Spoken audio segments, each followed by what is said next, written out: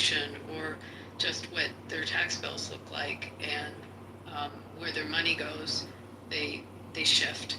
That's my thought. Can I respond to that, or do you want to just let another person go, Mojo? I'm just trying to respect the room because I want to respond to that. Why don't you respond to that, and then let's get some other voices in here, because I do want to. There's some really smart people on the side. I know that. I see them.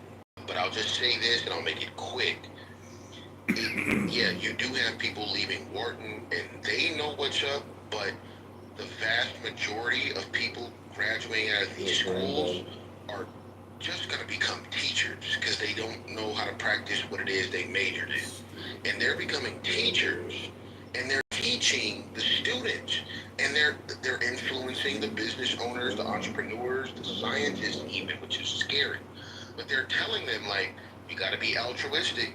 You can't rise higher than the lowest person behind you. You can't do that. So everybody is kind of infected by these ideas. But these teachers, they're the main ones who go back and become professors. I'm one of them, but I'm not like them. And they're telling these students, you know, Bernie Sanders was the right way. Socialism is the right way. That's the only way we'll fix this country, redistributing wealth. And so I think it's like, the last thing I'll say is like, maybe it's just an outsized majority of people who are coming out of all of these schools, from the Ivy League to the community college where I teach, where they're sending these students out into the world believing that you should eat the rich. I'll land right there. I was just going to add something too. I think Abby's right. I do think that you do see a proponent of the students that come out of school, and as they maintain success, they start to see it. But I'm going to take it a step further and go back. I think that a lot of the nuclear family in this country has really been destroyed, and I think a lot of people, parents anymore, take the easy way out. It's much easier to drug your children, put them on meds, to cope with anxieties, to handle behavioral problems. We as a society anymore, we don't teach our children how to cope with the fact that, guess what, life is not always fair. Bad things happen to good people, just like bad things happen to bad people, and we've kind of shirked that responsibility because children don't do what you tell them to do. Children do what they see role modeled for them.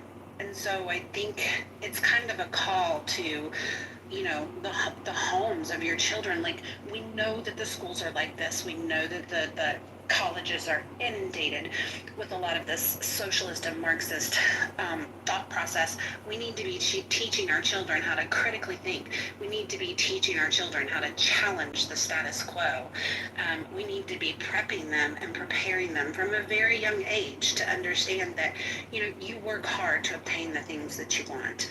And I think there's just been a real breakdown there, and I think that that's what we're seeing societally now is, you know, parents have gotten lazy.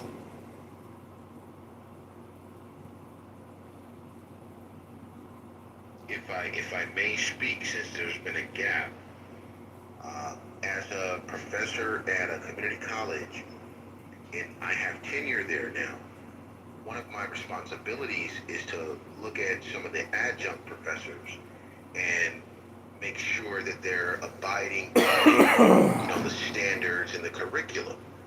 You know, like, are they teaching the students to write 10,000 words? Are they ready to transfer to a UCLA or UC Berkeley, et cetera, et cetera? And I go and visit one professor. Please don't dox me about this because I'm just being upfront about it. I went and visited one professor's class, and he's playing video of Bernie Sanders.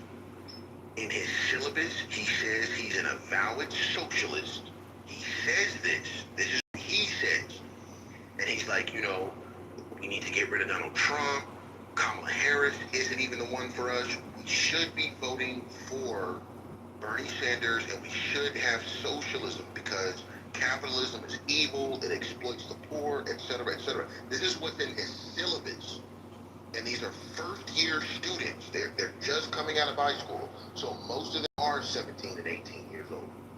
And then I observed him for 1 hour. He proceeds to capitalism, and they're like, yeah, well, because capitalism is evil, and we shouldn't do that, and we shouldn't redistribute income. No, I'm paraphrasing, but this is like the gist of what I'm trying to get at, for you guys. And I came away from it and I said, look, he did have them write a paper about it. He did have them look up resources online and find MLA documentation. So he was right for that. So he should not be fired. He should not be let go. But his political stance is, in my opinion, indoctrinating, because those students don't know how to challenge him. They don't know how to stand up and say, well, wait a minute. What happened with China? What happened with North Korea? He's not going to talk about that. That was nowhere in his lesson plan or his syllabus. So how do you even confront this shit?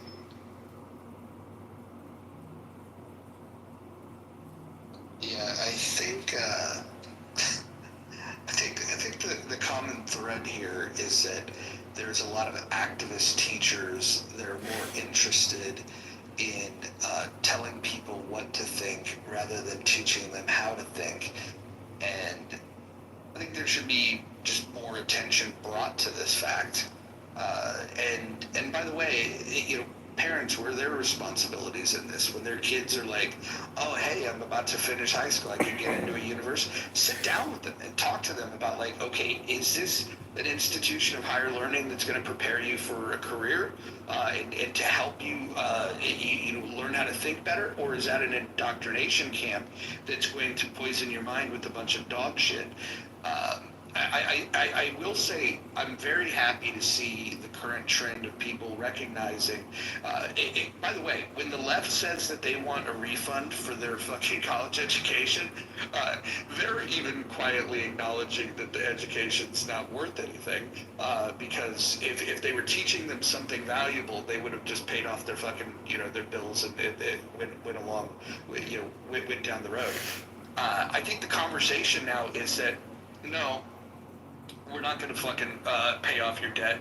You're going to have to just make wiser decisions on what do you get out of a university education. We should also say shame on the generation of people that tried to convince everyone that they should go to college. Like the idea of telling a kid from an early age that, like, you're going to go to college, when that kid might be much better off going to a fucking trade school. And I think the way that we put all this out there that like, oh, if you're going to be anything, you gotta go to a big university. I think that's horse shit. And I think that we got to blame the generation that made it. I'm sorry, go ahead. No, I was going to actually ask you a question as a professor, like you just stated, right? I'm just wondering, and kind of forgive me if you, if this was part of your message. Right, but I'm wondering, as a professor, do you think some of these, when you ask the question, why don't we see more of these graduates, the younger generation, as they reach 40, 50, why aren't they unsubscribing, unplugging from the matrix, so to speak, right? And I'm wondering, from your point of view, do you think that they're committed to these ideologies, this programming? Like, Mojo just pointed out, we have these teachers who are advocates, activists, I should say, these liberal activists on campus that are pumping these students with, in my opinion, these fringe ideologies, right? These folks that you speak of, these, the younger generation that are kind of growing up, well, they are grown now, but as they enter the workforce, and why aren't they thinking for themselves? These folks went to colleges where conservative voices were censored, and I wonder if there's an underlying fear that they have, because their social circles might think the same, their family members might think the same. They're all kind of plugged into the same fringe mentality, right? And they've seen the backlash, the downside of what happens when you think for yourself, when you, as I like to say, unplug from the matrix. And so perhaps there's a fear they're afraid to think for themselves, because they see the backlash that comes. You can be ostracized from your family, your social circle. I was just watching a Charlie Kirk video the other day. I forget what college campus he was on, but he was talking to a conservative student who got punched in the face by a liberal teacher over his conservative ideologies. I don't know what the student stated, but imagine that. You are on a college campus campus and the liberal teacher punches you in the face because you're a conservative. This is what these folks have grown up in. They're completely brainwashed. And I think and I'm wondering if you think part of the reason